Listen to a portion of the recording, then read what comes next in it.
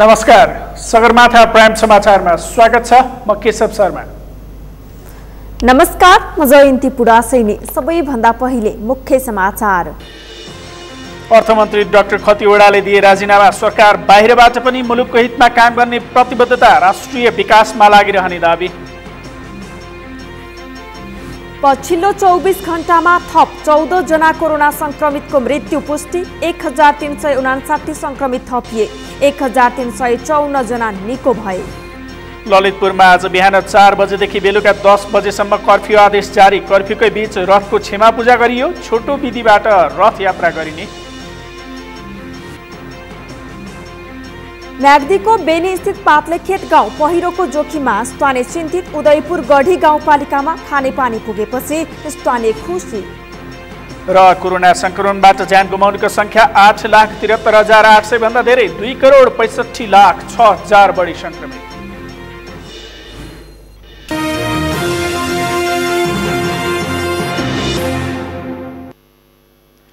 Sagarmatha prime समाचार अब विस्तारमा। अर्थमन्त्री डाक्टर युवराज खतिवड़ाले पदबाट राजीनामा दिनुभएको छ। आज बसेको मन्त्री परिषद बैठकमा अपराह्न 4 बजे पदबाट राजीनामा दिने बताउनुभएका खतिवड़ाले अर्थ, सञ्चार तथा सूचना प्रविधि मन्त्रीबाट राजीनामा दिनुभएको हो। आजको मन्त्री परिषद बैठकमा मन्त्री खतिवड़ाले अर्थ मन्त्रालयको 2.5 वर्षे कार्यकालको समीक्षा गर्नुभएको थियो। उहाँले आर्थिक अनुशासन र अर्थतन्त्रको सुधारमा उल्लेख्य प्रगति हासिल गर्न सकेको कार्यानुभव बैठकमा सुनाउनु भएको थियो। मन्त्री खतिवड़ाले सञ्चार तथा सूचना प्रविधि मन्त्रालयको 7 महिने कार्यानुभव पनि सुनाउनु भएको थियो। आजको बैठकमा नेकपा उपाध्यक्ष वामदेव गौतमलाई राष्ट्रिय सभाको रिक्त पदमा सिफारिस गर्ने अनुमान गरिए पनि उक्त प्रस्ताव बैठकमा प्रस्तुत नभएको मन्त्रीले जानकारी दिएका छन्। अर्थ, सूचना तथा सञ्चार मन्त्री डाक्टर युवराज खतिवड़ाले सरकार बाहिर रहेर पनि मुलुकको हित, राष्ट्रिय विकास लगायतमा आफू लागिरहने बताउनु भएको छ। सञ्चार मन्त्रालयमा सञ्चारकर्मीहरूसँग संक्षिप्त कुरा गर्दै मन्त्री खतिवड़ाले आफू सदैव मुलुकको हित र जनताको हितका लागि लागिरहने बताउनु भएको हो। मन्त्री परिषदको बैठकमा आफूले प्रधानमन्त्री केपी ओलीप्रति आभार व्यक्त गरेका उहाँले राष्ट्रिय हितमा काम गर्दा कसैको चित्त दुखेको भए आफू व्यक्तिगत अभिष्ट पूरा गर्न नभई राष्ट्रका लागि परेको भनेर बुझिदिन आग्रह गर्नुभयो। उहाँले पदमा रहँदा वा नरहँदा पनि व्यक्तिगत स्वार्थमा नलाग्ने स्पष्ट पार्नुभयो। उहाँले धेरै अनुभव सँगालेर सरकारबाट बिदा हुन लागेको बताउनुभयो। मन्त्री खतिवड़ाले आजै प्रधानमन्त्रीलाई राजीनामा बुझाउने जानकारी दिनुभयो। र सञ्चार तथा सूचना प्रविधि मन्त्रीको पदबाट राजीनामा दिँदैछु। आजको क्याबिनेटमा मैले सामान्य प्रधानमन्त्रीज्यूलाई म राजीनामा दिँदैछु र सरकार बाहिर रहेर पनि मुलुकको लागि, राष्ट्र हितको लागि, राष्ट्रिय विकासको लागि, आम नेपाली नागरिकको विकास र समृद्धिको अभियानमा कुनै न कुनै रूपमा म जुटिरहनेछु।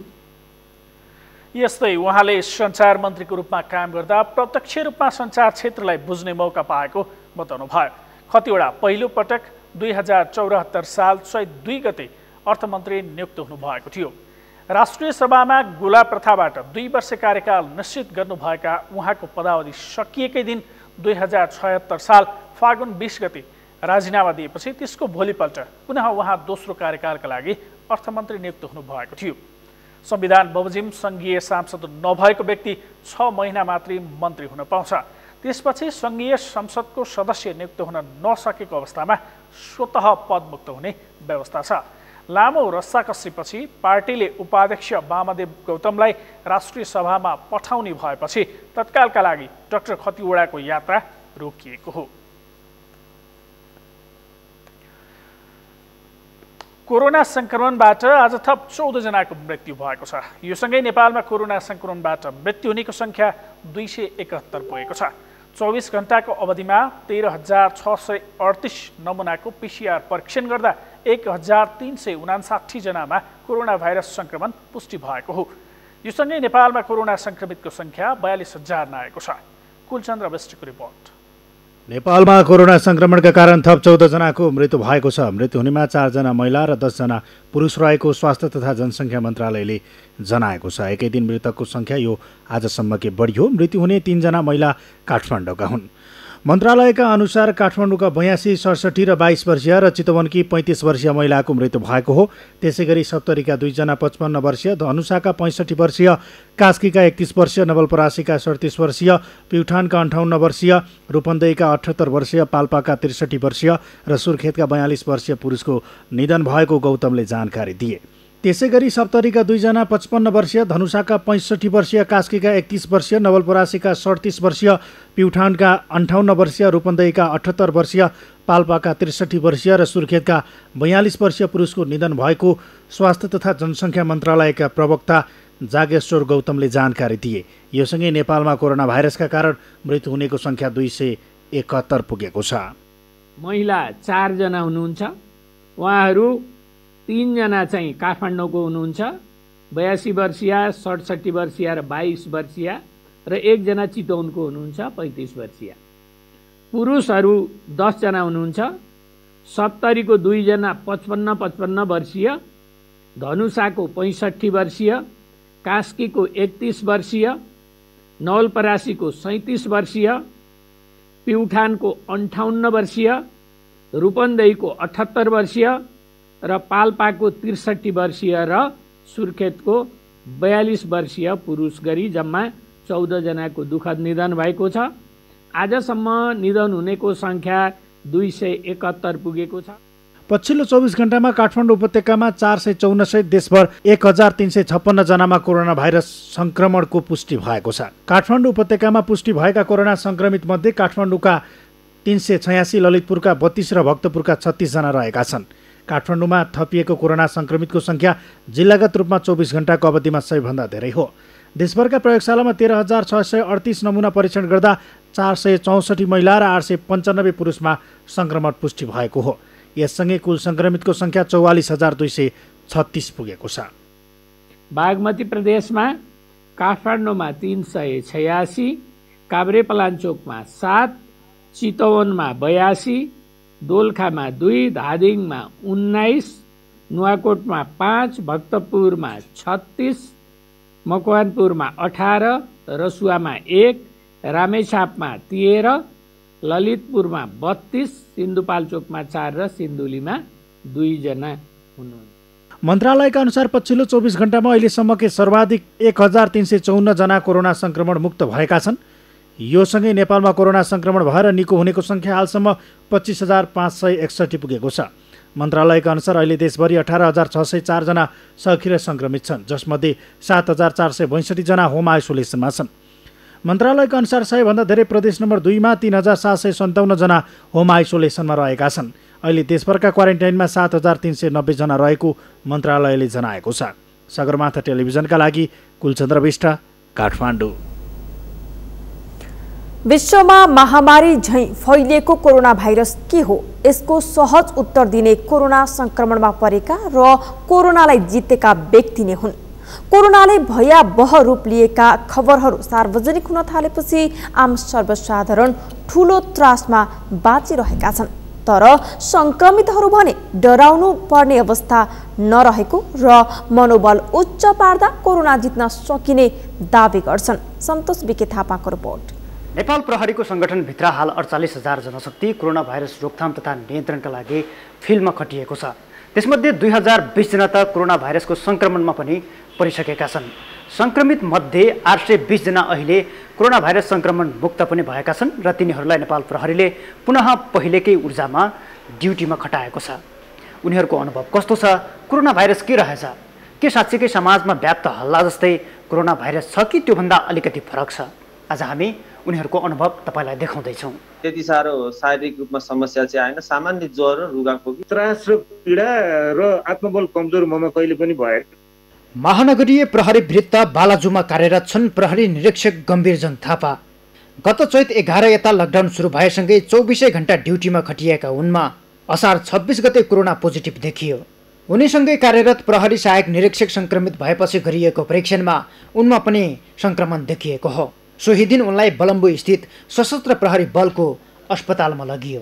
असार 26 गते मलाई चाहिँ तपाईँको पोजिटिभ आयो भन्ने जब मलाई खबर आयो, खबर आइसकेपछि त्यो खबर आउनुभन्दा अगाडि पनि म एउटा घटनामा नै थिएँ। 26 गते बेलुका आइसोलेसनमा चाहिँ यो बलम्बु सशस्त्र प्रहरीको हस्पिटलमा 26 गते बेलुका गएर 9 दिनको दिनमा चाहिँ म साउन 23 गते फर्केँ। संक्रमण देखिएको 9 दिनपछि प्रहरी निरीक्षक थापाले संक्रमणलाई जिते। कोरोनाको कुनै खाले लक्षण नदेखिएका उनी अहिले पुनः पहिलेकै स्मृतिसहित ड्युटीमा खटिएका छन्। तथापि यो जति हल्ला र भ्रमहरू फैलाइएको छ त्यस्तो चाहिँ पटक्कै होइन रहेछ भन्ने उनको 9 दिनको आइसोलेसन बसाएको अनुभव छ। जब पोजिटिभ भन्ने मलाई जानकारीमा आयो, जानकारीमा आइसकेपछि म आइसोलेसनमा गएँ सर।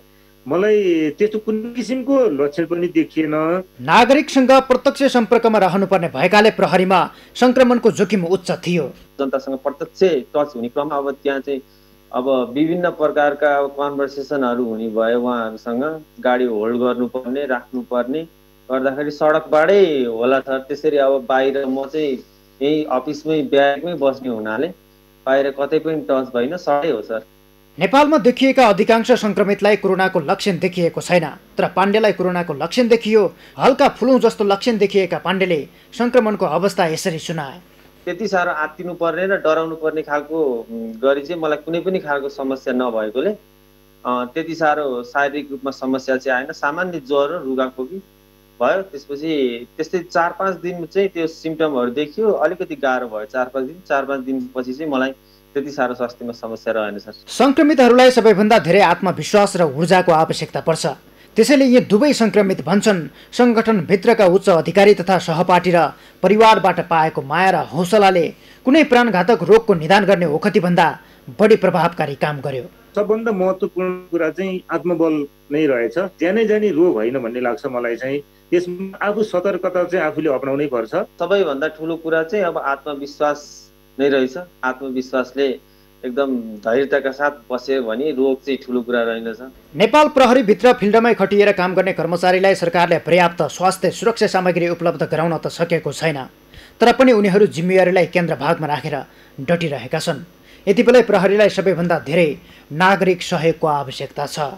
नेपाल प्रहरी हामी भर्ना भइसकेपछि हामी यो कुरामा चाहिँ मोटिभेटेड हुन्छौँ कि विषम परिस्थिति विषमभन्दा विषम परिस्थिति पनि हामी कुनै हिसाबले आफ्नो कर्तव्यबाट विमुख हुँदैनौँ भन्ने हिसाबले हामी सेल्फ मोटिभेटेड हुन्छौँ, हामी सेल्फ डिसिप्लिन हुन्छौँ। त्यो हिसाबले चाहिँ हामी जतिसुकै सङ्कट आउँदा जतिसुकै आपत पर्दा पनि हामी आफ्नो कर्तव्य निर्वाह गर्नलाई चाहिँ अग्रसर हुन्छौँ। कोरोना भाइरस नियन्त्रणका लागि अग्रभागमा रहेर काम गर्ने जनशक्तिलाई बचाउनका लागि हामी पनि सचेत बन्न आवश्यक छ र कोरोना सङ्क्रमणमा जो परेका छन् उनीहरूलाई माया, हौसला र सद्भाव दिन आवश्यक छ।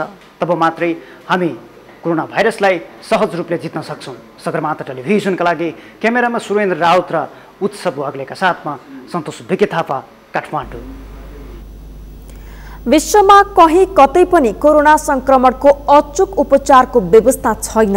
अहिलेसम्म भइरहेका सबै उपचारहरू प्रयोगात्मक सिद्धान्तमा आधारित छन्, तर यसका लागि भरतपुर महानगरपालिकाले भने नयाँ प्रक्रियाको थालनी गरेको छ। त्यो हो प्राकृतिक पद्धति। महानगरपालिकाले योगी नरहरिनाथ योग तथा प्राकृतिक चिकित्सालयसँग सहकारी गरेर कोरोना संक्रमण भएर लक्षण नदेखेकाहरूको प्राकृतिक उपचार थालेको हो। चितवनबाट कृष्ण आचार्यको रिपोर्ट। भरतपुर महानगरपालिका 1 मा रहेको प्राकृतिक चिकित्सालयमा कोरोना संक्रमितहरू योगा गर्दै थिए। उनीहरू निकै हर्षित मुद्रामा देखिएका छन्।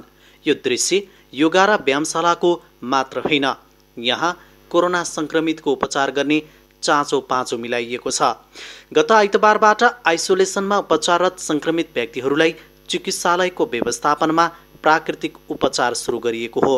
संक्रमितहरूलाई हौसला दिन आइसोलेसन अगाडिको परिसरमा बागमती प्रदेशका प्रदेशसभा सांसद विजय सुवेदी, भरतपुर महानगरपालिकाकी प्रमुख रेणु दाहाल र चिकित्सालयका अध्यक्ष शैलेन्द्र पिया पनि योग अभ्यासमा सरिक भएका छन्। चिकित्सालयका प्रमुख डाक्टर हेमराज कोइरालाले योगका विधि र प्रक्रियाका विषयमा प्रशिक्षण दिँदैछन्। प्राकृतिक चिकित्सालयमा उपचारको यो प्रक्रिया दैनिक रूपमा सञ्चालन हुने गरेको छ। आइसोलेसनमा हालसम्म 31 जना संक्रमित रहेका छन्। आइसोलेसनमा रहेकालाई आवधिक उपवास विधिद्वारा उपचार थालिएको छ, जसका लागि बेलुका 5 बजेबाट बिहान 9 बजेसम्मको समयमा ठोस पदार्थ खान दिइँदैन। भाइरस मरेर ऊर्जा उत्पादन गर्ने प्रक्रिया अन्तर्गत 8 घण्टा खाने र 16 घण्टा भोकै बस्ने गरिन्छ। प्राणायाम, हाँस योग, हल्ला योग, नृत्य योगपछि बिहान 9 बजे खाना खुवाइन्छ। कोरोनाबाट सङ्क्रमित बिरामीहरूलाई योग तथा प्राकृतिक चिकित्साको माध्यमद्वारा उपचार गरिरहेका छौँ। योग तथा प्राकृतिक चिकित्साको अभिन्न अङ्गहरू जस्तै यहाँ पहिलो कुरो चाहिँ सङ्क्रमितहरूलाई एक ठाउँमा राखेर सङ्क्रमितलाई समाजसँग छुट्याएर अन्य असङ्क्रमित व्यक्तिहरू र उहाँहरूको कन्ट्याक्ट छुट्याएपछि समाजमा जुन कोरोना फैलिने जुन हुन्छ त्यसलाई चाहिँ हामीले छुट्याएर राख्ने र एउटा उपचार गरिरहेछौँ। दोस्रो नम्बरमा उहाँहरूलाई ठिक गर्नको लागि हामीले सन्तुलित खानेकुराहरू, प्राकृतिक खानेकुराहरू दिइरहेका छौँ। सूर्य स्नान गराएर उच्च रक्तचाप, अक्सिजन मापन, धड्कन मापन जस्ता परीक्षणपछि सङ्क्रमितको अवस्थामा गुनासो भए चिकित्सक सहितको टोलीले सुन्ने गरेको छ। आइसोलेसनमा रहनेहरूलाई 11 बजे दाल भात तरकारी सहितको खाना खुवाएपछि केही समय आराम गर्न दिइन्छ। दिउँसो 2 बजे मह र कागती पानी खाएपछि साँझ 5 बजे दाल भात तरकारी सहितको पूर्ण भोजन गराइन्छ। साँझ प्रार्थना पछि आफ्नो कला प्रस्तुत गर्दै रमाइलो गर्ने कार्यक्रम हुन्छ। साँझ 7:30 देखि 8 बजेसम्म दुध र बेसार खाएर सुत्ने यहाँको नियम छ। कोरोना सङ्क्रमण निको पार्ने औषधि नभएको वर्तमान अवस्थामा प्राकृतिक उपचार सबैभन्दा उत्तम उपाय भएको प्रदेशसभा सदस्य विजय सुवेदीले बताए। कोरोना भयो भनेर कुनै आत्तिनु पर्दैन, डाक्टर साहबले त भनिराख्नु भएको छ। अब यसलाई जित्ने तरिका भनेको चाहिँ कि त यसको भ्याक्सिन तयार भएपछि हामी यसबाट बच्ने हो, कि चाहिँ यो कोरोनालाई हामीले पचाउने हो। जसरी चाहिँ यो औलोलाई पचाएका थिए हाम्रो थारू जातिले, हाम्रो यहाँ थारू जनजाति जातिहरू जुन बसोबास उनीहरूलाई औलो लाग्दैन थियो भने जस्तै एउटा समयमा यो कोरोनालाई पनि मान्छेले पचाउने हो। शान्त वातावरणमा प्राकृतिक रूपमा उपचार पाएपछि कोरोना सङ्क्रमितहरू पनि खुसी छन्। 75 जनाको क्षमता रहेको आइसोलेसनको क्षमता वृद्धि गर्ने महानगरपालिकाको तयारी छ। कम खर्चमा मनमा समार गर्नेलाई पहिलो प्राथमिकतामा राखिएको छ। यो आइसोलेसनको उपचार सेवा पाउने पहिलो प्राथमिकता भरतपुर महानगरपालिकाको तय गरिएको छ। तर आवश्यकता अनुसार अन्य स्थानका सङ्क्रमितलाई पनि सेवा दिइने महानगरपालिकाले जनाएको छ। हामी पनि यहाँकै सहयोगमा यहाँकै स्वास्थ्य उपचारका लागि अब सरकार लागिराखेकै छ। केही तलमाथि छ समस्याहरू छन् भने एकदमै सहज ढङ्गले जसरी अहिले भन्नुभयो यसरी नै भनिदिनु होला, हामी सकेसम्म सुधार गरेर जाने हो। हामी सबैको दायित्व हो। यो महामारीका विरुद्ध विश्वव्यापी महामारी, यो कुनै एउटा देश मात्रै होइन कि एउटा ठाउँ मात्रै होइन कि विश्वव्यापी छ। ठुला ठुला शक्तिशाली राष्ट्रहरू पनि योबाट आक्रान्त छन्, केही उपाय छैन। प्राकृतिक चिकित्सा पद्धति पछिल्लो समय लोकप्रिय हुँदै गइरहेको छ। सङ्क्रमित भएर कोठाभित्र बसिरहनु पर्दा हुन सक्ने मानसिक तनाव र अन्य शारीरिक समस्या कम गर्न बागेश्वरीको आइसोलेसनमा सुरु गरिएको यो प्राकृतिक चिकित्सा पद्धति फलदायी हुने विश्वास गरिएको छ। सगरमाथा टेलिभिजनका लागि कृष्ण आचार्य, चितवन। सगरमाथा प्राइम समाचारमा एकैछिन विश्रामपछि ललितपुरमा आज बिहान 4 बजेदेखि बेलुका 10 बजेसम्म कर्फ्यू आदेश जारी। कर्फ्यूकै बीच रथको क्षमा पूजा गरियो। छोटो विधिबाट रथ यात्रा गरिने। म्याग्दीको बेनी स्थित पातलेखेत गाउँ पहिरोको जोखिममा, स्थानीय चिन्तित। उदयपुर गढी गाउँपालिकामा खानेपानी पुगेपछि स्थानीय खुसी। र सरकारले घोषणा गरेको सहुलियत ऋण तथा अनुदान बाँकेका किसानले पाएनन्। कागजमा हिस्सा र किताबमा कृषि ऋण अनुदान दिने गरेको कृषकको गुनासो।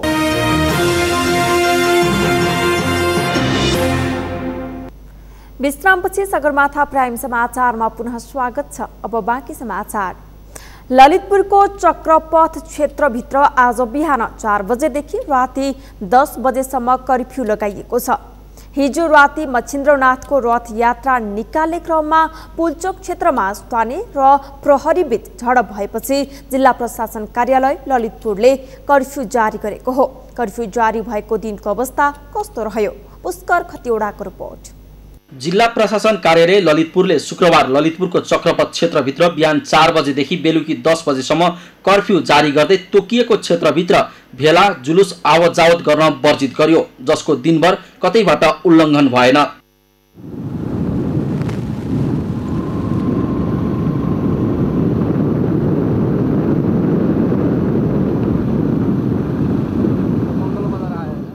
बिहिबार रातो मसेन्द्रनाथको रथयात्रा निकाल्ने क्रममा पुल्चोक क्षेत्रमा स्थानीय र प्रहरी बीच झडप भएपछि जिल्ला प्रशासन कार्यालय ललितपुरले कर्फ्यू जारी गरेको हो। कर्फ्यू आदेश जारी गरेसँगै दिनभर ललितपुरको चक्रपथ क्षेत्र सुनसान बन्यो।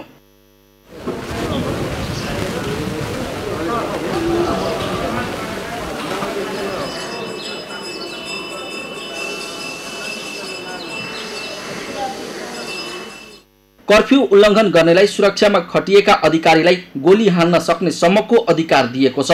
तथापि शुक्रबार कुनै अप्रिय घटना भएनन्। जारी कर्फ्यूका क्रममा सडकमा निस्कनेलाई प्रहरीले सोधपुछ गरेर फर्काएको दृश्य देखिन्थ्यो।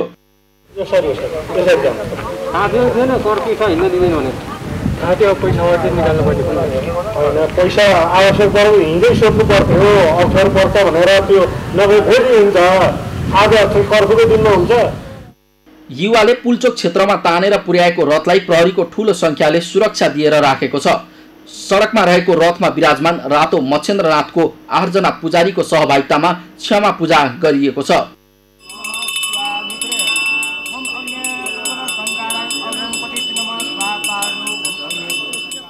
बिहिबारको झडपपछि थप प्रदर्शन हुने आंकलन गर्दै ललितपुरमा कर्फ्यू घोषणा गरिएको जिल्ला प्रशासन कार्यालय ललितपुरले जनाएको छ। बिहिबारको घटनापछि रातो मच्छेन्द्रनाथको जात्रालाई छोटो विधिबाट सम्पन्न गर्ने सहमति समेत भएको छ। कर्फ्यू चाहिँ अब शान्ति सुरक्षामा खलल पुग्न सक्छ, शान्ति भङ्ग हुन सक्छ भन्ने त्यो अनुमान गरेर कर्फ्यू लगाइयो। त्यो चाहिँ स्थानीय प्रशासन 2028 मा पनि त्यही छ। जिल्लाभित्र अथवा जिल्लाको कुनै स्थानमा कुनै कारणबाट शान्ति सुरक्षामा खलल पुग्न सक्ने, शान्ति भङ्ग हुन सक्ने स्थिति चाहिँ देखिएमा जिल्लाको पुरै भाग अथवा कुनै निश्चित ठाउँमा चाहिँ कर्फ्यू आदेश जारी गर्न सकिने भन्ने कानुनी व्यवस्था छ। त्यो अनुसार हिजो बेलुका सूचना जारी गरियो, आदेश जारी गरियो। आज बिहान 4 बजेदेखि बेलुका 10 बजेसम्मको लागि। र अहिले चाहिँ अब स्थिति सामान्य छ। परम्परागत आस्था, धार्मिक हाम्रो चाहिँ मूल्य मान्यतालाई पनि पुरा गर्ने, त्यसलाई पनि खलन पुग्न नदिने। र अहिले यो चाहिँ संक्रमणको बेला सबै हिसाबले चाहिँ महामारी फैलिन सक्ने बेलामा त्यसलाई पनि मध्यनजर गरेर चाहिँ भिडभाड पनि नगर्ने गरी यसको व्यवस्थापन गर्ने भन्ने। सहमति अनुसार शुक्रबार 19 गते क्षमा पूजा, 21 गते सुरक्षा सावधानी अपनाउँदै थोरै रथ तान्ने, 22 गते साइत हेर्ने र 26 गते मूर्ति बुङमतीमा पुर्याएर मन्दिरमा विराजमान गराउने कार्यक्रम छ।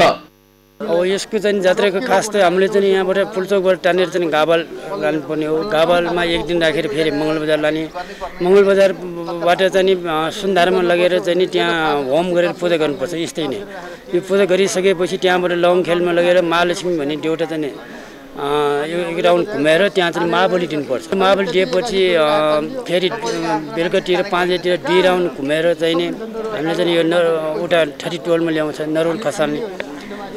भोलिपल्ट चाहिँ नरोल खसालेर चाहिँ त्यहाँबाट भोलि बिहान हाम्रो चाहिँ याकब मिसा पूजा पनि हुन्छ। याकब मिसा पूजाले चाहिँ नि अब बिहान आएर चाहिँ तानेर चाहिँ हाम्रो चाहिँ जात्रा त्यहीँ सिध्याएर त्यहाँ 32 मा राखेको छ। त्यहाँबाट अनि हाम्रो ज्योतिषले चाहिँ साइड हेरेर चाहिँ हाम्रो चाहिँ झ्याउलखेल ल्याउन लाने चाहिँ परम्परा छ। त्यहाँ झ्याउलखेल पुगेपछि 4 दिनपछि फेरि हाम्रो चाहिँ फोटो देखाएर चाहिँ नि त्यहाँ राष्ट्रपति सफर भइसकेपछि ढेउटा निकालेर भुङमुटी लाने परम्परा छ। त्यहाँबाट भुङमुटी पुगेपछि 4 दिनपछि त्यहाँ चाहिँ भिजा पूजा भन्ने ठुलो मेला हुन्छ। त्यहाँबाट हाम्रो जाति चाहिँ यस वर्षको लागि सही। कोरोना भाइरसको महामारीका कारण संक्रमण फैलने त्रासमा सरकारले जमघटमा प्रतिबन्ध लगाएसँगै यो वर्ष मनाइने सबै जात्राहरू स्थगित भएका छन्। तर रातो मच्छेन्द्रनाथको रथ भने बिहिबार एकाएक तानियो। स्थानीय युवाको भिडले रथ तानेपछि प्रहरीले जम्मा भिड रोक्न खोज्दा स्थानीय र प्रहरी बीच झडप भएको थियो। ललितपुरमा शुक्रबार बिहान 4 बजेदेखि दिनभर कर्फ्यू लागेको छ। यो कर्फ्यू राति 10 बजेसम्म रहनेछ। जिल्ला प्रशासन कार्यालय ललितपुरले चक्रपथ क्षेत्रभित्र कर्फ्यू आदेश जारी गरेसँगै ललितपुरमा दिनभर कर्फ्यू लागेको हो। बिहिबार पुल्चोक क्षेत्रमा रातो मच्छेन्द्रनाथको रथयात्राका क्रममा भएको तनावको विषयलाई लिएर कर्फ्यू आदेश जारी गरिएको छ। समग्रमा शुक्रबारको कर्फ्यूमा ललितपुर क्षेत्र शान्त पाइएको छ। सगरमाथा टेलिभिजनका लागि क्यामेरामा उत्सव वाग्लेका साथ पुष्कर खतिवडा, ललितपुर। कोरोना संक्रमित बढ्दै गएपछि काठमाडौँ उपत्यकामा लगाइएको निषेधाज्ञाको 16औं दिन आज पनि जारी छ। निषेधाज्ञाका कारण उपत्यकामा अत्यावश्यक बाहेकका सवारी चलेका छैनन्। उपत्यकामा अत्यावश्यक बाहेकका सवारी पनि चल्न थालेपछि ट्राफिक प्रहरीले कडाई गरेको छ। त्यस क्रममा प्रहरीले दैनिक 100 भन्दा बढी निषेधाज्ञा उल्लङ्घन गर्ने मोटरसाइकल र चारपाङ्ग्रे सवारी साधनहरूलाई नियन्त्रणमा लिने गरेको छ। त्यस्तै अत्यावश्यक काम बाहेक बाहिर निस्किने सर्वसाधारणहरूलाई भने केही समय होल्डिङ सेन्टरमा राखेर छोड्ने गरिएको छ। उपत्यकाका 3वटै जिल्ला प्रशासन कार्यालयले बुधबार राति 12 बजेबाट लागू हुने गरी एक साताका लागि निषेधाज्ञा थप गरेका हुन्। उपत्यकामा बिहान 11 बजेसम्म खाद्यान्न, फलफूल, तरकारी लगायत अत्यावश्यक सेवाका व्यवसायहरू सञ्चालन गर्न पाइने व्यवस्था छ। त्यस्तै विकास निर्माणसँग सम्बन्धित पसल दिउँसो 2 देखि राति 9 बजेसम्म खोल्न पाइनेछ। छोटो दूरीको ढुवानीका लागि प्रयोग हुने सवारी साधन पनि दिउँसो 2 देखि 9 बजेसम्म चल्न पाउनेछन्। निषेधाज्ञाको समयमा यसअघि प्रतिबन्ध लगाइएको टेक अवे र उपभोग्य वस्तुको होम डेलिभरी सेवा भने खुल्ला गरिएको छ। यसै गरी PCR नेगेटिभ भएका व्यक्तिहरूबाट अनलाइन डेलिभरी सेवा दिन पनि खुल्ला गरिएको छ। म्याग्दीको बेनी नगरपालिका 10 पात्लेखेत गाउँ पहिरोको उच्च जोखिममा परेको छ। बस्तीको तल रहेको बान्द्रे र पाखाखेत पहिरोका कारण पात्लेखेत जोखिममा परेको हो। म्याग्दीबाट सन्तोष गौतमको रिपोर्ट। म्याग्दीको बेनी नगरपालिका स्थित राहुघाट नदीको किनारबाट सुरु भएको पहिरो 2 किलोमिटर माथि रहेको पात्लेखेतको नजिकै आइपुगेको छ। पाखाखेत, ओखरी, ढुङ्गामुनि र पाइजा गाउँको तल्लो बस्तीमा 5 घर विस्थापित भएका छन् भने 65 घर जोखिममा परेका छन्। 500 रोपनी भन्दा बढी खेतीयोग्य जमिन र 4 हेक्टर सामुदायिक वन पहिरोसँगै बगेको छ। खेतबारी र घरको आँगन धाजा फाटेर चिरा परेको छ। धाजाले कोल्टे परेका घरका प्रखाल चर्किएका छन्। खेत थियो सर, यता चाहिँ जङ्गल थियो, यहाँसम्म खेत थियो। त्यस पछाडि यहाँदेखि उतासम्म सबै हाम्रो खेत हो। हाम्रो दाजुभाइ बुवाहरू 5 दाजुभाइ, त्यसपछि हामी 13 दाजुभाइको सबै यहाँदेखि माथिसम्म यो दुख्ने दिनसम्म सबै हाम्रो धान खेत थियो सर। लगभग एक घर बराबर 10-15 मरी धान आउने भनेपछि 5 दाजुभाइका त्यस्तै गरी धेरै 170-80 रोपनी जग्गाहरू हाम्रो यो वन पनि थियो। 74 को 17 गतेको राति ठुलो पानी वर्षा भयो, पानी पऱ्यो। त्यसपछि उपलतिर अब अर्जुन र म भएर तर्काउँदै बिहान अब 11-12 बजीसम्म तर्काउनु लाग्यो। त्यसपछि बिहान उठ्छु भन्दाखेरि टोइलेट। विक्रम सम्वत 2018 सालदेखि सुरु भएको भाद्रेको पहिरो विषम 2072 को भूकम्पपछि थप सक्रिय भएको थियो।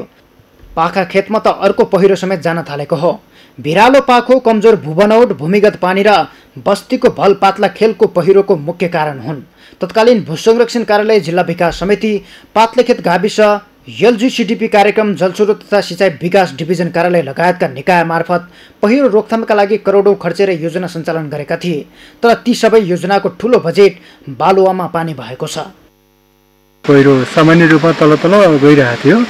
जब भूकम्प 72 सालको भूकम्प गएपछि त्यसपछि भित्रको जमिन एकदमै खलबल लागेपछि यो बस्तीहरू त्यो लगभग 74 सालमा दुईवटा घर चाहिँ विस्थापित भए। माथि एउटा घर, तल घर, 3वटा घर एकैचोटि विस्थापित भए यो पहिरो। र उताको पहिरो पाखोखेत पहिरोले 74 मा अर्को घर विस्थापित भयो। अनि त्यहाँ एउटा चाहिँ सुकुम्बासीको बस्ती थियो, एउटा घर थियो, त्यो पनि लैदियो पहिरोले। र यो चाहिँ लगभग 500 रोपनी जग्गा खेतीयोग्य जमिन र 4 हेक्टर सामुदायिक वनलाई यसले पुरै ध्वस्त पार्यो। राष्ट्रिय पुनर्निर्माण प्राधिकरणबाट 2 वर्ष अघि पात्लेखेतको पहिरो अध्ययनका लागि आएका भूगर्भविदले पहिरो रोकथाम गर्न सम्भव नभएकाले जोखिमयुक्त ठाउँका बस्ती स्थानान्तरण गर्न सुझाव दिएका थिए। स्थानीय स्तरमा सुरक्षित ठाउँमा जग्गाको खोजीका साथै नगरपालिका, प्रदेश र सङ्घीय सरकारसँग योजनाको माग भइरहेको छ।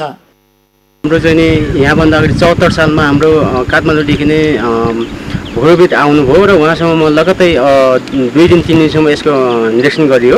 निरीक्षण गरेर उहाँले के भन्नुभयो भने अन्तिम लास्टमा उहाँले के भनिदिनु भयो भने यसको चाहिँ नि कुनै रोकथामको उपाय छैन, र यसको केही रोकथाम माथिबाट यसो नालीकातिर यसमा पानी पर्नु नदिए केही रोकथाम होला। यदि छैन भने यहाँको बस्ती स्थानान्तरण गर्नुपर्छ भनेर हाम्रो भौगोलिकले भन्नुभयो। त्यसबाट हामीले 76-76मा हाम्रो यो पहिरो केही रोकिला जस्तो अवस्थामा थियो र जति पनि यो पहिरोहरू देखिन्छन्, जति पनि आज क्यामेराले यो पहिरोको दृश्य देखायो, ती पहिरोका जग्गाहरू सबै खेतीयोग्य जमिन, महत्त्वपूर्ण खेतीयोग्य जमिन। घर जोखिममा परेकाहरूको खेतबारी समेत पहिरोले भगाएका कारण स्थानान्तरणका लागि जग्गाको व्यवस्थापन गर्नुपर्ने चुनौती छ। पहिरोबाट थप क्षति हुन नदिन जोखिमयुक्त ठाउँमा रहेका घरहरूको सुरक्षित स्थानान्तरण आवश्यक बनेको छ। सगरमाथा टेलिभिजनका लागि म्याग्दीबाट सन्तोष गौतमको रिपोर्ट। उदयपुरको उदयपुरगढी गाउँपालिका 7 बतासेका स्थानीय स्वच्छ खानेपानीको पहुँच नहुँदा वर्षौँदेखि समस्या खेप्दै आएका थिए। निर्वाचन क्षेत्र पूर्वाधार विकास साझेदारी कार्यक्रमको बजेट र स्थानीयको श्रमदानमा अहिले भने लिफ्ट प्रविधिबाट गाउँमा खानेपानी पुगेको छ। पहिले पानी अभावमा तडपिने स्थानीय घर घरमा खानेपानीको धारा पुगेपछि अहिले भने खुसी छाएको छ। उदयपुरबाट गणेश उप्रेतीको रिपोर्ट। खानेपानीको सहज पहुँच नभएका उदयपुरगढी गाउँपालिकाको बतासेका स्थानीय घण्टौं लगाएर उकालो ओह्रालो गर्दै कुवाको पानी बोक्न बाध्य थिए। पछिल्लो समय आकाशे पानी सङ्कलन गरेर खेम्पोमा जम्मा गरेर महिनौ प्रयोग गर्ने गरेका थिए। तर अहिले क्षेत्र नम्बर 2 का सांसद सुरेश कुमार राईको निर्वाचन क्षेत्र विकास कार्यक्रम अन्तर्गतको 43,25,000 र स्थानीय बासिन्दाको 3,52,000 बराबरको श्रमदान गरी कुल 46,78,000 मा लिफ्टिङ प्रविधिको प्रयोग गरी स्वच्छ खानेपानी घर घरमा वितरण गरिएको छ। पानी अभावमा तडपिएका स्थानीयहरू घर घरमै धारामा पानी आउन थालेपछि खुसी भएका छन्। घर घरमा धारा र धारामा पानी आएपछि वर्षौंदेखिको समस्या समाधान भएको स्थानीयको भनाइ छ। पानी नहुँदा त समस्या त हुन्थ्यो नि, अहिले धारा आएको छ, अहिले एकदमै हामी खुसी नै छौँ। ठिकै छ, घर घरमा धारा बनेकी छ, राम्रै छ, अहिले सुविधा आएको छ। समस्या थियो, यहाँदेखि तल जानु पर्थ्यो, जाँदा ओह्रालो आउँदा उकालो हुन्थ्यो। चैत वैशाखमा धेरै गाह्रो हुन्थ्यो हामीलाई पुगेर ल्याउनलाई, पानी पनि नपाइने, कुर्नु पर्थ्यो निकै। पानी धेरै अभाव भएको कारणले हामीले चाहिँ पँधेरोमा पनि पानी नपाइने, राति 2 बजेदेखि गएर हामी लाइनमा बस्थ्यौँ। त्यो लाइनमा बसेर चाहिँ अब त्यो आफ्नो पालोमा चाहिँ पर्खेर भरेर चाहिँ बोकेर हामीलाई आउनु जानु 1 घन्टा लाग्थ्यो। संसदीय कोषबाट चाहिँ दिएको पैसाले साह्रै राम्रो काम भएको छ। पानी अब घर घरमा आएको छ, त्यो बोक्ने समस्याहरू हटेर गएको छ। 48 घर परिवारमा 250 भन्दा बढी जनसङ्ख्या रहेको बतासे गाउँमा बतासेकै आँपे खोल्साबाट पानी लिफ्टिङ गरी बतासे डाँडामा रहेको रिजर्भ ट्याङ्कीमा पानी जम्मा गरी घर घरमा पुर्याइएको छ। 2वटा पानी ट्याङ्कीमा 50,000 लिटर पानी अट्ने र त्यो पानी गाउँका लागि बिहान बेलुका खोलिने व्यवस्था मिलाइएको छ। यो बतासे गाउँमा रहेको यो हाम्रो बतासे खानेपानी योजना अन्तर्गत जो माथि संसद विकास कोषबाट परेको पैसा हो, यसको जम्मा श्रमदान र उहाँबाट आएको पैसा लगात गरेर हाम्रो करिब 46 लाख जतिको हाराहारीमा रहेको छ। यहाँ हामीले मूलतः हाम्रो 2वटा ट्याङ्की निर्माण गरिरहेको छ। खानेपानीको समस्याबाट वर्षौंदेखि पीडित बन्दै आएका बतासे गाउँका स्थानीयहरूको समस्या समाधानका लागि घर घरमा खानेपानी पुर्याउन आफूले पहल गरेको गाउँपालिकाले जनाएको छ। वर्षौंदेखि बिजुली र बाटो निर्माण गरिएको भए पनि खानेपानी अभावकै कारण धेरैले बतासे गाउँबाट बसाइ सरिसकेका छन्। अब भने बतासे गाउँबाट खानेपानीको कारण देखाउँदै कोही बसाइ सराई गर्नु नपर्ने उदयपुरगढी गाउँपालिकाका उपाध्यक्ष सानु कुमार राउतको भनाइ छ। दूषित पानीहरू कुलामा खोल्सामा चाहिँ थुप्रेको पानीहरू पनि उगाएर दिनुपर्ने त्यस्तो अवस्था थियो र यो अहिले जुन खानेपानी योजना चाहिँ अहिले सम्पन्न भएको छ र यसले चाहिँ यहाँको समुदायलाई एकदम राम्रो प्रभाव परेको छ। उहाँहरूले चाहिँ आफ्नो घर दैलोमा घर आँगनमै एउटा धारा राखेर चाहिँ खानेपानी स्वच्छ खानेपानी चाहिँ उपलब्ध गर्न पाउनु भएको। बिजुली र बाटो पुगिसक्दा समेत खानेपानी नपुग्दा निराश भएका बतासेका स्थानीय अहिले खुसी भएका छन्। जनप्रतिनिधिहरूको तालमेल नमिलेका कारण एउटै गाउँमा 2वटा भन्दा बढी एकै किसिमका योजनाहरू सञ्चालन हुँदै आएको समयमा गाउँपालिकाको पहल र प्रतिनिधि सभाको सदस्यबाट विनियोजित रकमबाट खानेपानीको समस्या समाधान भएको छ। स्थानीय प्रदेश र संघीय जनप्रतिनिधिहरू बीच समन्वय हुन सके बतासे जस्तै ठाउँका आवश्यकता पूरा हुन सक्छन् र नागरिकमा नयाँ आशा र उत्साह जाग्न सक्छ। सगरमाथा टेलिभिजनका लागि उदयपुरबाट गणेश उप्रेतीको रिपोर्ट। सरकारले किसानलाई व्यावसायिक बन्न सहुलियत ऋण तथा अनुदान दिने घोषणा गरे पनि बाँकेका कृषकले भने पाएका छैनन्। कागजमा ऋणको हिसाब तथा किताब अनुदान लेखेर मिलाउने गर्दा सहुलियत ऋण र अनुदान पहुँचवालाका लागि मात्र सुविधा बनिरहेको छ। त्यसैले वास्तविक किसानको जीवनमा भने कुनै परिवर्तन आउन सकेको छैन। बाँकेबाट मधु पौडेलको रिपोर्ट। नेपाल सरकारले किसानको जीवनस्तर उकास्न तथा व्यावसायिक खेती मार्फत उत्पादन बढाउन सहुलियत ऋण र अनुदानको कार्यक्रम ल्याएको छ। राज्य कोषबाट ठूलो रकम छुट्याइए पनि वास्तविक कृषकले भने पाउन सकेका छैनन्।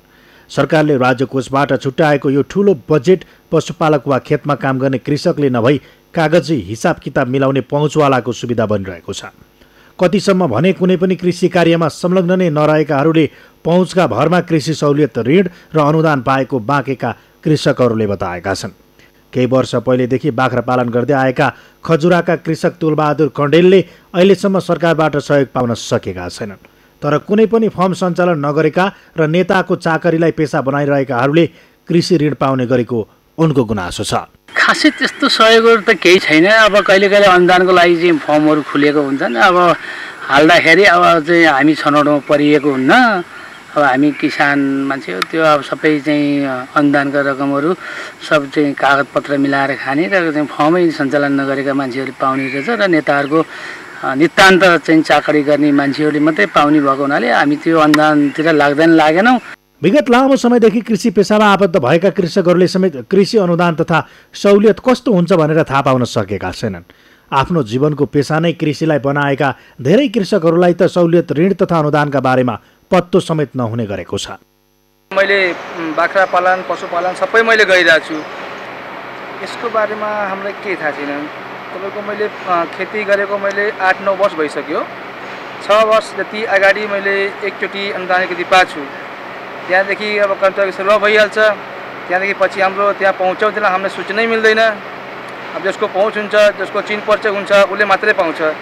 कृषकहरूले पाउने सहुलियत ऋण तथा अनुदानका लागि विभिन्न सूचना मार्फत जानकारी गराइने गरेको छ। कृषकहरूको अनुदान होस् वा सहुलियत ऋणको आधार भनेको उनीहरूले गरेको व्यवसाय नै हो। सरकारका जिल्लामा रहेका निकायको काम पनि काम गरिरहेकाहरूलाई नै सहयोग गर्नु हो। तर त्यसो हुन भने सकेको छैन। कृषि अनुदान वास्तविक कृषकसम्म पुग्नुपर्छ भन्नेमा आफूहरू पनि रहेको कृषि ज्ञान केन्द्र नेपालगञ्जको भनाइ छ। मेरो आफ्नो अनुभवमा चाहिँ अब अनुदान नपाएको भन्ने चाहिँ एकदमै कम जस्तो लाग्छ। किनभने जो व्यावसायिक हुनुहुन्छ, जसले कृषिलाई एउटा पेसा बनाउनु भएको छ, उहाँहरूकोमा कुनै न कुनै रूपमा अनुदान पुगेको छ। स्थानीय तहबाट अथवा हाम्रो प्रदेश सरकारको तहबाट अथवा केन्द्रीय सरकारको तहबाट कुनै न कुनै माध्यमबाट चाहिँ अनुदान पुगेको जस्तो देखिन्छ। र अब 2 वर्ष अनुदान प्राप्त गरेको 2 वर्षभित्र अनुदान नदिने मापदण्ड हामीले बनाउँदाखेरि चाहिँ गत वर्ष हामीका निवेदन धेरै कम पऱ्यो। यसको मतलब के हो भने धेरै किसानले अनुदान पाइसकेको, पाउँदै नपाएको किसान चाहिँ धेरै कम भएको त्यस्तो देखिएको छ। पछिल्लो समय देशमा 2 थरीका कृषकहरू देखिने गरेका छन्। एउटा खेतमा दिनरात नभनी दुःख गर्ने र उत्पादन गर्ने, अनि अर्का थरी चाहिँ कागजमा फर्म दर्ता गर्ने, कागजमा हिसाब किताब र प्रस्ताव मिलाउने, अनि त्यसबाटै रातारात धनी हुने। खेतमा काम गर्ने कृषकसम्म सूचनाको पहुँच नहुँदा किसानका लागि गएको सहुलियत ऋण र अनुदानको लाभ अरूले नै उठाइरहेका छन्। किसानसँग यस्तो सूचना पुर्याउँदै प्रक्रियामा सघाउन तथा गैर किसानले लाभ लिएको सूचना सार्वजनिक गरी त्यसलाई कानुनको कठघरामा उभ्याउन स्थानीय तहमा संयन्त्र बन्न आवश्यक छ। सगरमाथा टेलिभिजनका लागि बाँकेबाट मधु पौडेलको रिपोर्ट। नेपाल विज्ञान तथा प्रविधि प्रज्ञा प्रतिष्ठान नास्टले निर्माण गरेको मोबाइल स्वाप कलेक्सन भेहिकल अर्थात् घुम्ती स्वाप सङ्कलन साधन सशस्त्र प्रहरी बललाई प्रदान गरिएको छ। आज नास्टको कार्यालय ललितपुरमा आयोजित एक कार्यक्रमका बीच स्वाप सङ्कलन गर्ने प्रविधिको एक सेट सशस्त्र प्रहरी बललाई प्रदान गरेको हो। नास्ट कार्यालयमा सचिव डाक्टर महेश कुमार अधिकारीले सशस्त्र प्रहरी अस्पतालका प्रहरी उपरीक्षक डाक्टर शैलेन्द्र दुवाल श्रेष्ठलाई हस्तान्तरण गर्नुभयो। विश्वव्यापी रूपमा फैलिरहेको कोभिड-19 महामारीको सङ्क्रमणले बिरामीबाट चिकित्सकलाई सजिलै जोगाउन नास्टले यस्तो प्रविधिको विकास गरेको हो। कोरोना प्रभावित व्यक्ति र चिकित्सक बीच स्वाब सङ्कलन गर्दा हुन सक्ने खतरालाई अन्त्य गर्न यस प्रविधिले निकै सहयोग पुग्ने नास्टले जनाएको छ।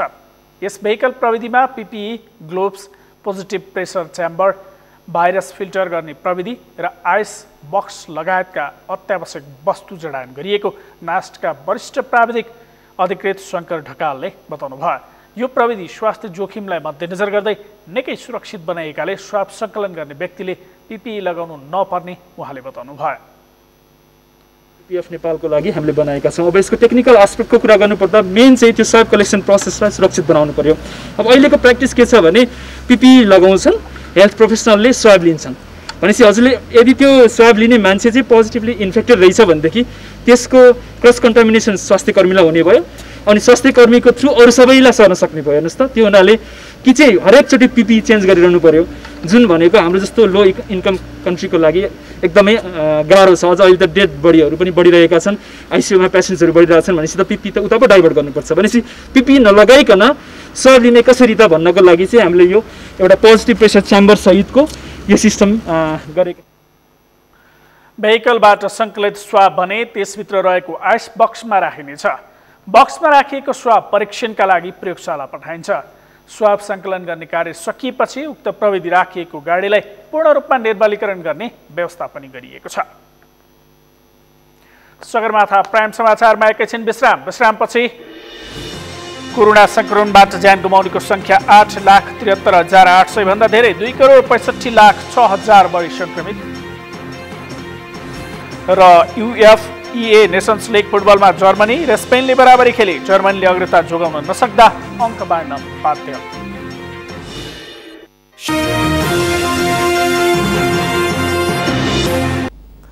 अब पालो अर्थ समाचारको। अर्थ समाचारका प्रायोजक हो आफ्नो विश्वास हो त्रिशक्ति सिमेन्ट। पाल्पाको पहिचान। पाल्पाले ढाका उद्योग कोरोना संक्रमण र यसबाट भएको लकडाउनले ठप्प भएको छ। ढाका बिक्री नभएपछि ढाका उत्पादन गर्ने मजदुरहरूको व्यवसाय नै धरापमा परेको छ। पाल्पाबाट किरण कौशलको रिपोर्ट। कोरोना महामारी आएपछि त्यसबाट जोगाउन गरेको लकडाउनले पाल्पाली ढाकाको उद्योग प्रभावित भएको छ। उद्योगमा उत्पादन तथा व्यापार बन्द हुँदा धेरै व्यवसायी समस्यामा छन्। आन्तरिक तथा बाह्य पर्यटकको रोजाइमा पर्ने पाल्पाली ढाकाको व्यापार नहुँदा उद्योगीभन्दा धेरै समस्यामा मजदुरहरू परेका छन्। केही उद्योगहरूले ढाकाको उत्पादन गरे पनि धेरैले उद्योग बन्द गरेका छन्। उत्पादित ढाकाहरू उद्योगीहरूले गोदाममा थन्काएका छन्। उत्पादित वस्तु बिक्री नभएपछि उद्योग बन्द गर्नु परेको सरस्वती ढाका उद्योगका सञ्चालकको भनाइ छ।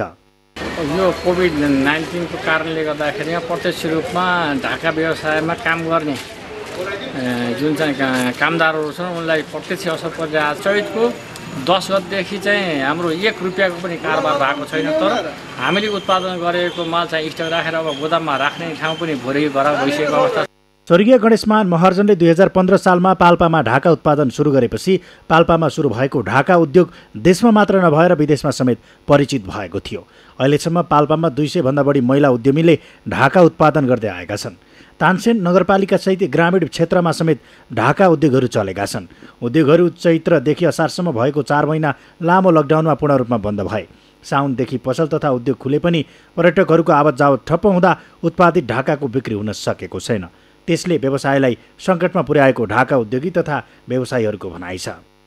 अहिलेको व्यापार चाहिँ यो कोरोनाले गर्दाखेरि छँदै छैन। मान्छेहरू अब बाहिर निक्लिन त्रास नै छ। अब के होला कसो होला भन्ने छ, कोसँग छ कोसँग रोग छ भन्ने कुरा थाहा पनि हुँदैन नि त। त्यही भएर आवत जावत चाहिँ छैन।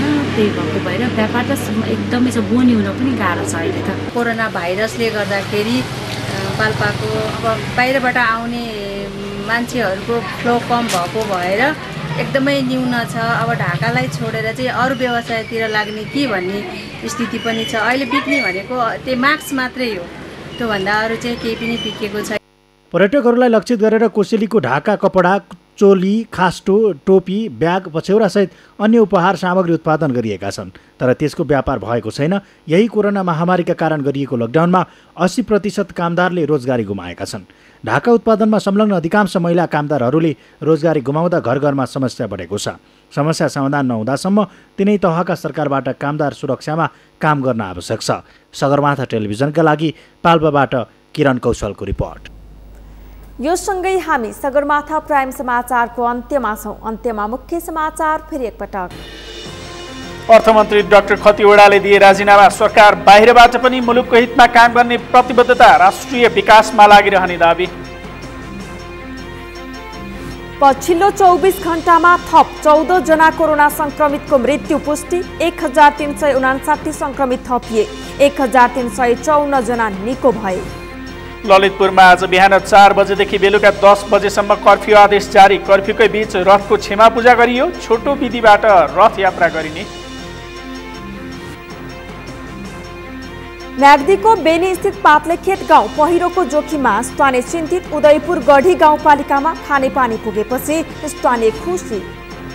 र कोरोना संक्रमणबाट ज्यान गुमाउनेको संख्या 8,73,800 भन्दा धेरै। 2,65,06,000 बढी संक्रमित।